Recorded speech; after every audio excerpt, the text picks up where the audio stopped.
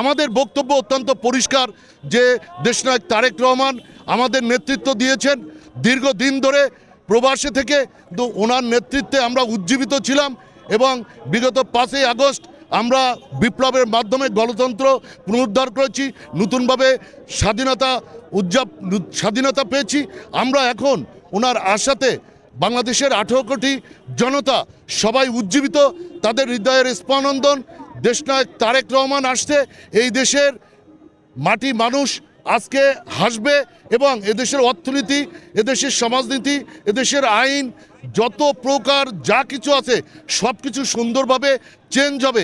আগামী নির্বাচনে বাংলাদেশ জাতীয়তাবাদী দল ক্ষমতায় আসবে এবং আমাদের লিডার দেশনায়ক তারেক রহমান আগামী দিনের প্রধানমন্ত্রী হবেন এবং আধুনিক বাংলাদেশ বিনির্মাণের জন্য উনি বিগত দিনে আমাদের শহীদ প্রেসিডেন্ট জিয়াউর রহমান 19 দফা প্রণয়ন করেছিলেন, ওখান থেকে উত্তরণ ঘটায় উনি 31 দফা প্রণয়ন করেছেন, যেটা বাংলাদেশের মাটি মানুষের জন্য, প্রত্যেকটা মানুষের জীবিকার জন্য, বাংলাদেশের উন্নয়নের জন্য পাথর হিসাবে কাজ করবে।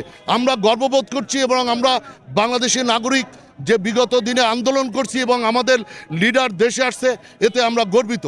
আপনাদেরকে ধন্যবাদ।